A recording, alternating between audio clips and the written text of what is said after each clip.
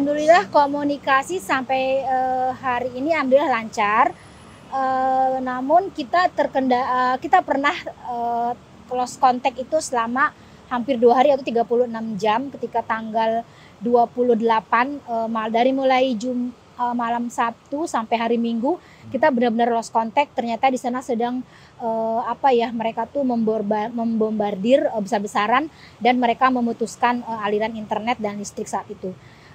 Tapi alhamdulillah, sejak hari Minggu sore, sampai sekarang kita masih bisa komunikasi dengan baik, walaupun itu masih terbatas gitu ya, karena kita tahulah kondisi di sana tidak bisa diprediksi seperti listrik, dan internet, kadang-kadang kan, mereka memutus atau, menyambung kembalinya itu tidak bisa diprediksi. Tapi alhamdulillah sampai saat ini, sampai tadi pagi kita masih komunikasi walaupun cuman, dia misalkan, satu sen itu dia mengabarkan hari ini live di Metro TV misalkan 5 menit lagi kayak gitu atau, TV One 10 menit lagi.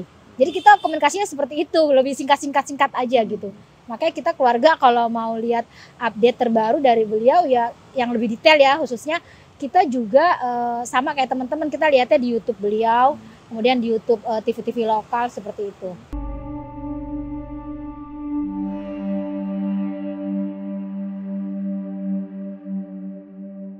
Sebenarnya di sana nggak ada lokasi aman, nggak ada kondisi aman sama sekali. Jadi per detiknya, per setiap helaan nafasnya itu, benar-benar, taruhannya nyawa kayak gitu. Jadi nggak ada istilah aman sama sekali. Cuman sampai saat ini ketika dia bilang alhamdulillah sehat, itu sudah lumayan agak melegakan kami, seperti itu sih.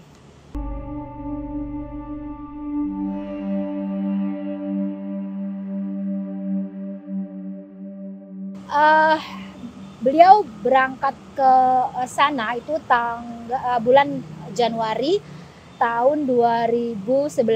Jadi sampai sekarang total sudah sekitar 12 tahunan ya, kurang lebih 12 tahun tinggal di sana.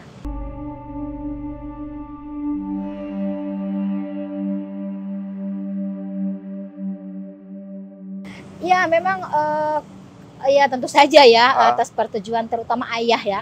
Jadi ketika, ayah, mau berangkat ke sana, ketika Husein mau berangkat ke sana, tentu saja, ayah sebagai orang tua, mendoakan, kemudian mendukung, mensupport penuh. Bahkan ketika, sampai detik-detik terakhir mau berangkat itu ya, dia sempat, kasih pesan ke almarhum ayah kami, eee, tolong doakan, saya, semoga saya di sana menjadi seorang syahid. Jadi dari pertama, dia sebelum menginjakkan kaki pun, detik-detik terakhir berangkat, dia emang itu pesan-pesan awal yang dia sampaikan. Sehingga ayah tuh kalau misalkan ayah kita ya, kalau misalkan ada waktu-waktu, mungkin lagi kangen gitu sama anaknya, dia selalu nyeritain itu gitu ke kita-kita waktu masih hidup.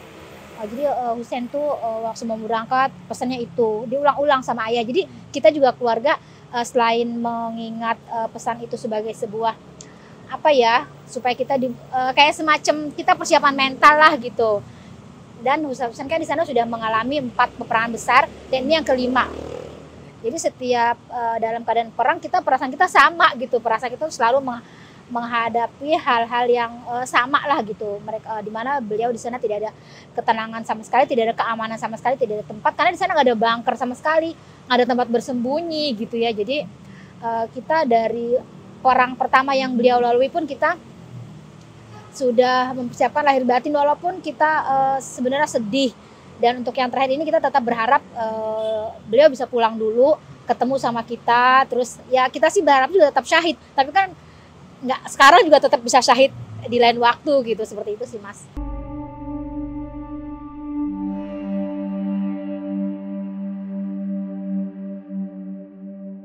Terkait dengan proses itu. Pertama kita mau mengucapkan terima kasih ya kepada, pemerintah Indonesia khususnya Kementerian Luar Negeri yang sudah begitu, dengan effort yang sangat tinggi, berusaha terus melobi-lobi, pokoknya dengan segala penuh kekuatan ya untuk mengevakuasi. Namun qadarullah, belum bisa juga keluar banyak hal-hal yang,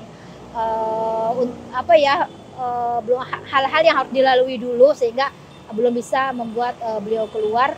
Tapi untuk sejauh ini komunikasi langsung pihak, keluarga dengan pihak pemerintah belum ada ya, terutama ke saya tuh belum ada. Cuman yang sepengetahuan saya, pihak pemerintah itu khususnya Kementerian Luar Negeri langsung berkomunikasi dengan Ustadz Hussein di Gaza seperti itu.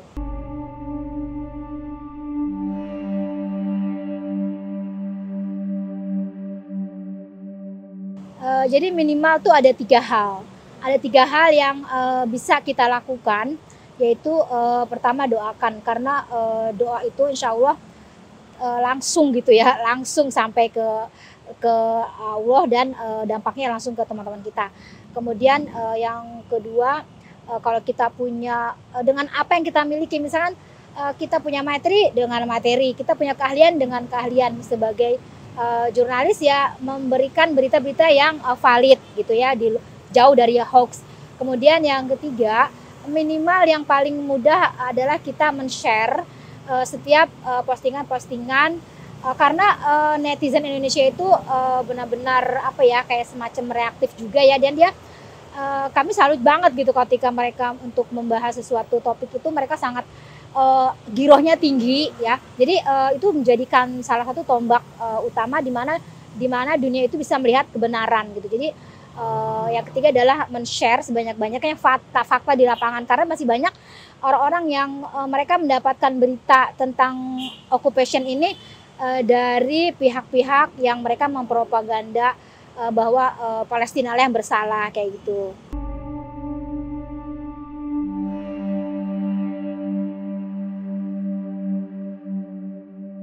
Kalau dari pihak keluarga secara jujur banget dari hati terkecil ya kita pengennya kembali ya. Ustadz Hussein juga memang sudah beberapa kali menempuh jalan untuk mengikuti evakuasi. Namun kan kendalanya di lapangan tidak semudah yang kita bayangkan. Jadi keluarga tetap berharap bisa ketemu mereka bisa keluar dari Gaza, kemudian bertemu dengan keluarga. Tapi itu kan hanya harapan ya tertinggi. Kalau ketika Allah takdirkan lain, misalkan sesuatu terjadi di sana, mungkin itu yang terbaik dari Allah. Kita semua insya Allah sudah siap secara mental, yaitu secara lahir dan batin. Semoga apa yang beliau cita-citakan menjadi kemuliaan sebagai syahid itu tercapai, dan kalau itu yang terbaik ya kita mendukung sih. Walaupun kita sebenarnya juga pengen banget sih ketemu, terus kita kumpul bareng seperti itu.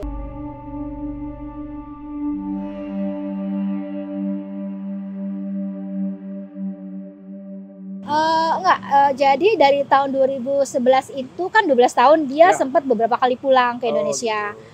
Setelah 4 tahun, pertama dia 4 tahun nggak pulang. Nah dia pulang setelah menikah tahun 2014 atau 2015 itu dia pulang. Itu istrinya bahkan yang anak pertama melahirkan di Indonesia. Anaknya dua, yang pertama melahirkan di Indonesia, kemudian yang kedua melahirkannya di Gaza. Dan terakhir beliau itu pulang sekitar bulan September 2022. Jadi hampir setahun setengah ya. Itu terakhir dia pulang.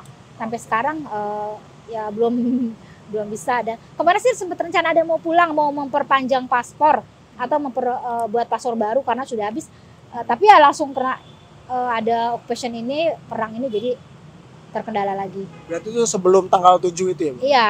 Niatnya itu udah ada niat mau pulang untuk keperluan paspor waktu itu.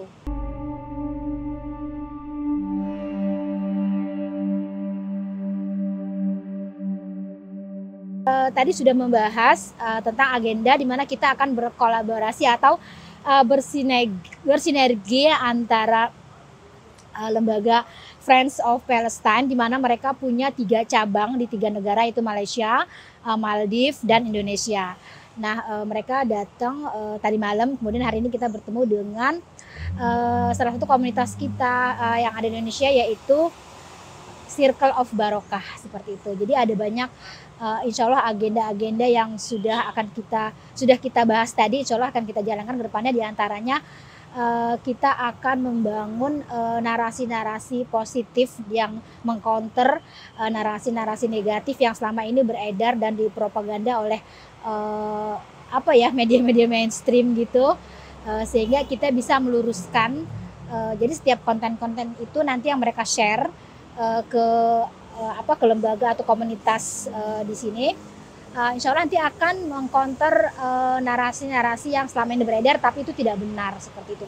Seperti yang tadi dijelaskan sama Kak Tere ya, kayak konflik itu harusnya itu dihindari kata-kata konflik tapi diganti dengan pendudukan atau occupation gitu, seperti itu.